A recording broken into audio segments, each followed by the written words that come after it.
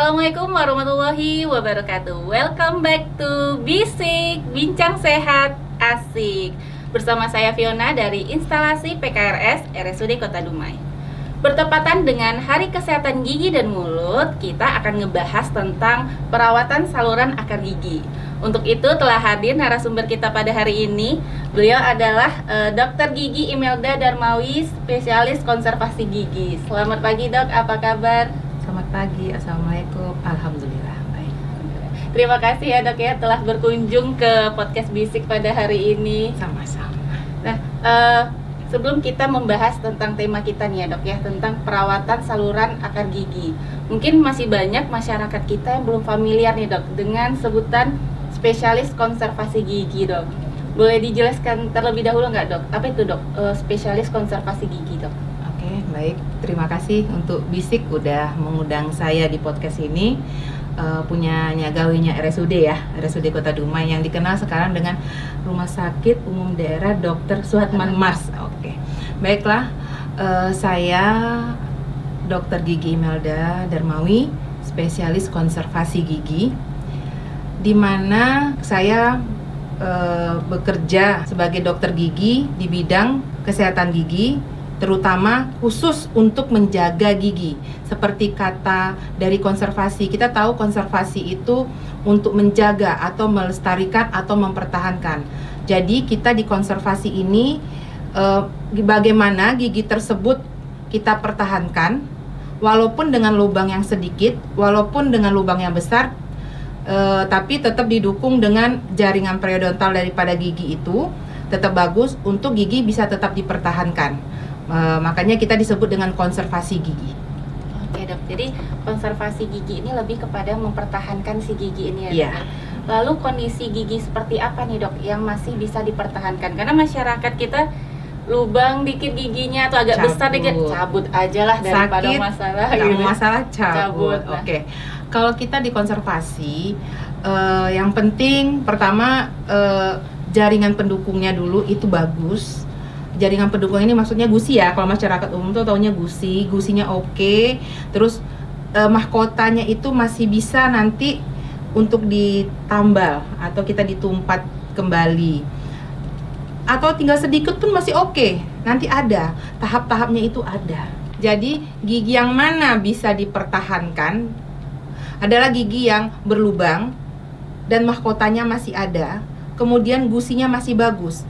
Mahkota masih ada ini bukan harus utuh, tapi bisa misalnya habis 1/3, 1/4 atau setengah pun bisa, dengan catatan pendukungnya, gusinya tadi oke, masih bagus untuk bisa nanti kita bikin tahap selanjutnya. Bisa misalnya tidak bisa lagi untuk ditumpat atau ditambal, kita bisa bikin kankron.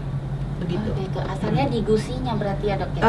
Giginya itu posisinya masih bagus di gusinya tadi. Jangan nanti kan kayak seperti ini kan. Nah, seperti ini. Tapi nanti biasanya gusi itu di sini batasnya. Biasanya gusi itu di sini ada yang merah-merah, itu batasnya biasanya kan.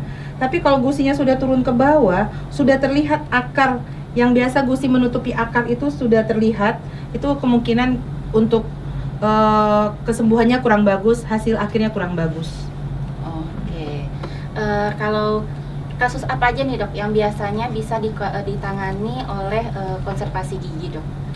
Kasus-kasus yang ada sering datang di poliklinik itu biasanya kasus dengan biasanya pasien sakit, kemudian sakit yang berulang, bengkak, sepertinya itu apa kita kenal dengan pulpitis irreversible atau nekrosis. Oke. Balik lagi nih dok ke tema kita ya dok, tentang perawatan akar gigi ya dok ya. Lalu perawatan akar gigi itu seperti apa dok? Baik, perawatan akar gigi tersebut seperti ini misalkan. Ini kan gigi secara keseluruhan. Pasien datang ke kita sakit, rata-rata itu sakit atau pernah bengkak. Gigi itu terdiri dari yang putih ini enamel, kemudian ada dentin. Gigi ada akarnya, terdiri dari akar. Kemudian ini ada kamar pulpa, yang merah ke bawah ini saluran akar.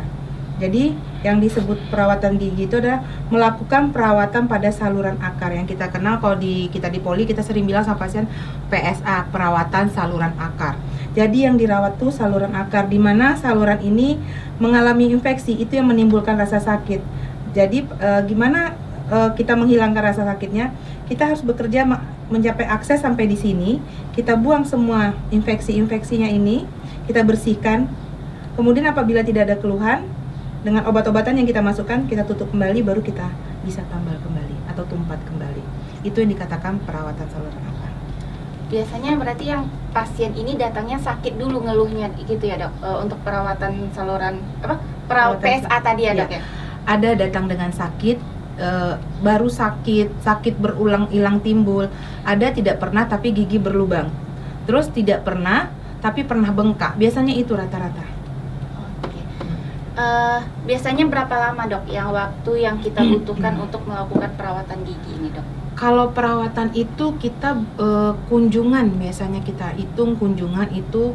Kalau gigi belakang, gigi geraham itu biasanya kita bisa melakukan untuk di poli itu 4-5 kali kunjungan, tergantung beratnya kasus. Kadang kalau dia ringan, sekali datang itu cepat, tahapnya kita lewatin, oke, bisa 3 kali untuk gigi yang belakang.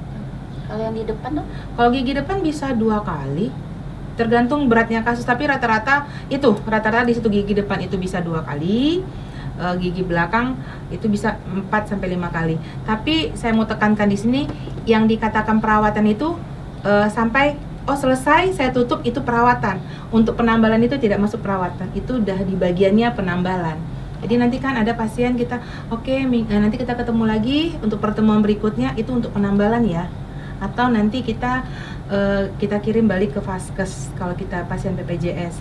Karena kita di sini pasien sudah sangat menumpuk, waiting listnya banyak, kita kadang meminta bantuan untuk vaskes 1 untuk melakukan penambalan. Berarti tadi dokter bilangnya beberapa kali gitu ya dok. Boleh dijelaskan nggak dok? Tadi cerita kepada sobat bisik di rumah, tahapannya itu biasanya apa aja tuh dok? Biasanya tahapannya itu pasien datang, setelah kita periksa, kita lakukan radiografi. Kita di RSUD itu ada panoramik. Kemudian setelah kita analisa pasien ini, pertama kita buka namanya atap pulpa, kita buka atap pulpanya. Setelah kita buka, kita bersihkan. Langsung kita akses sampai dari tadi ada yang saya bilang kamar pulpa. Nih, ini kita kan untuk menuju yang merah ini. Jadi kita akses dari sini ke sini, ini lurus. Kita akses ini, kita buang semua. Ini kita buka nih atap namanya, karena ini ada kamar.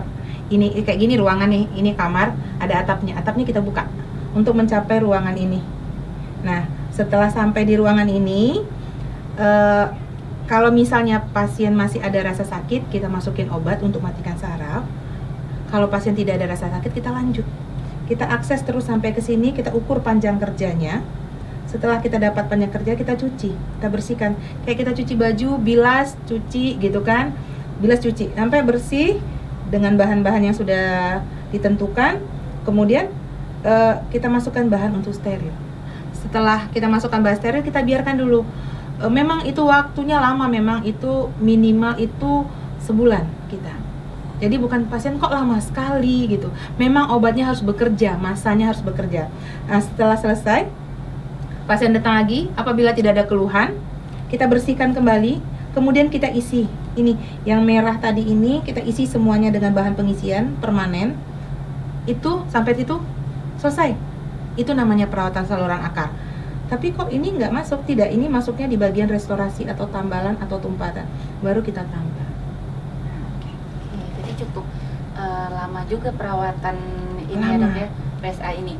Nah, selama melakukan perawatan, karena kan ini artinya pasien pulang dengan segala aktivitasnya, tentu ada makan dan sebagainya. Itu ada yang harus dihindari nggak dok dari pasiennya dok? Kalau pada prinsipnya sih tidak ada. Cuma kalau gigi yang sudah rapuh, tadi kan saya bilang di awal, gigi yang mana yang bisa dilakukan perawatan? Gigi semua bisa dengan didukungnya gusi yang mendukung bagus. kemudian mahkotanya masih adekuat. Jadi kalau misalnya kita kan nampak waktu kita membersihkan mahkota tadi itu kita kelihatan, oh ini dindingnya sudah tipis. Kita akan bilang sama pasien, makan apa saja boleh tapi tidak terlalu keras. Kenapa? Kita takutnya patah atau crack. Nah itu biasanya terjadi pada dinding-dinding yang tipis, pada lantai dasar kamar pulpa yang tipis. Bisa ada pasien cuma makan kerupuk cabai dumai, patah belah dua.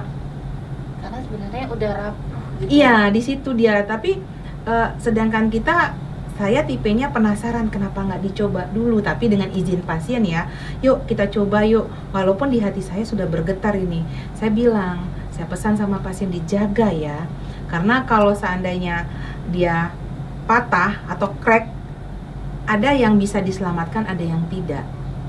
Nah di situ kemarin pasien sempat yang patah di dindingnya saja itu masih bisa selamatkan.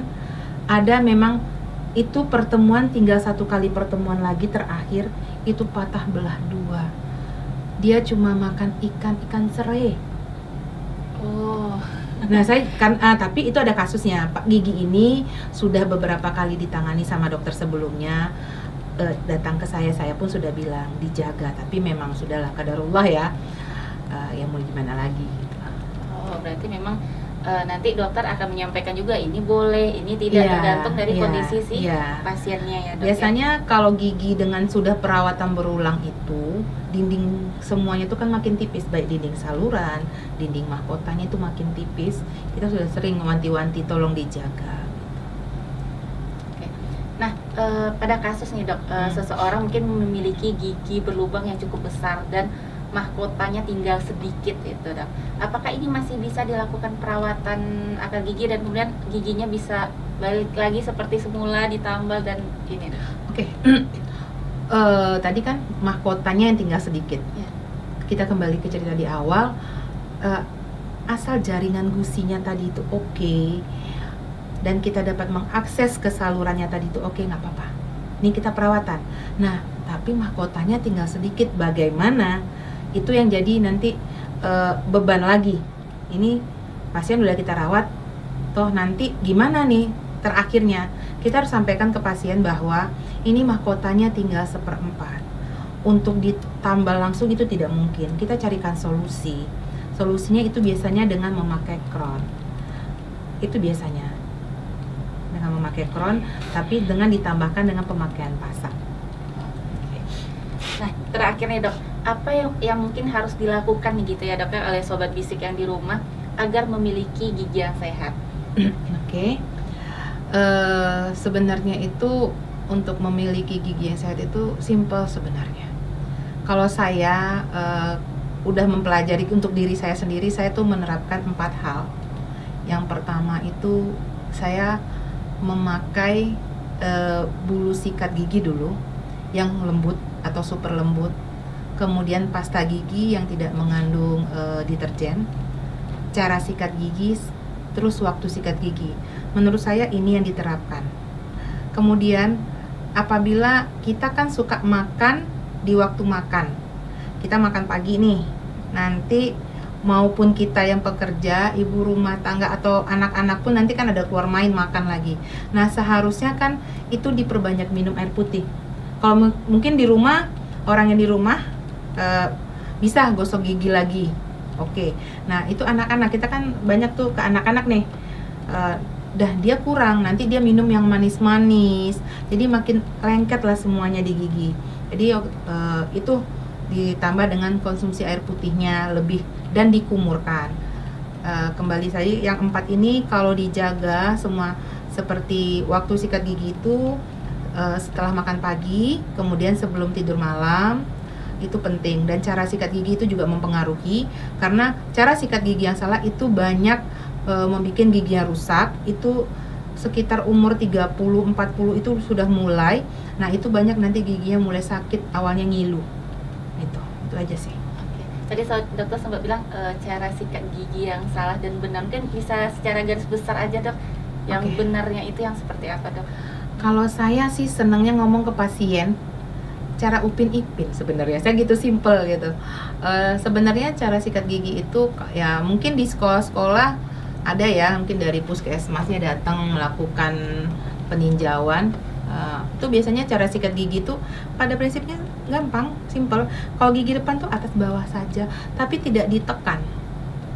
Nah, tidak Tetap dengan ditekan, lembut gitu ya, tetap Dok? dengan lembut. Kalau ke samping diputar seperti angka 8, di dalam dinaikkan dari bawah ke atas, yang di depan juga dari atas ke bawah, dan begini selanjutnya. Terus saya ini mau nambahkan juga, kita kan mungkin tidak semua ya, kita suka membeli suatu produk itu tidak membaca, tapi memakai langsung berdasarkan iklan. Iya benar. Nah, coba baca pasta gigi yang dipakai, berapa lama pasta gigi itu dioleskan, dipakai di dalam mulut. Caranya, kita tuh semuanya di iklan. Iya benar, Dok. Nah, coba saya baca itu lebih kurang 2 menit. Pernahkah kita gosok gigi selama 2 menit? Tidak. Coba perhatikan, pasti ada yang suka nonton film luar, gosok gigi tuh sambil jalan. Iya benar. Nah, kalau kita nggak bisa netes, nah apa salahnya? Ada gitu. Coba baca instruksi pemakaian. Biasanya tuh yang dibasah itu cuma sikat gigi sekilas gini, ditaruh pastanya. Jadi waktu disikatkan itu dia tidak melebar. Apalagi kalau dia tidak mengandung deterjen. Saya coba 2 menit. Saya coba memang lama, tapi memang merasakan beda hasil yang saya dapatkan.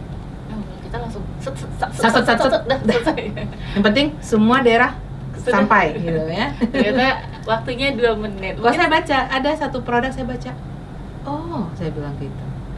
Mungkin habis ini kita langsung lihat gitu ya. Coba Langsung lihat sesuai lagi. produknya ya. Sesuai Ha-ha. produknya. Ha-ha. Baik Sobat Sehat, tanpa terasa sudah banyak tadi informasi yang telah disampaikan oleh narasumber kita. Tentunya sobat-sobat juga semakin paham dan semakin aware lagi. Dan jika ada pertanyaan bisa komen di postingan ini atau tanyakan atau DM ke kita ke IG PKRS RSUD Kota Dumai atau official RSUD Kota Dumai. Jangan lupa di follow untuk mendapatkan informasi kesehatan lainnya.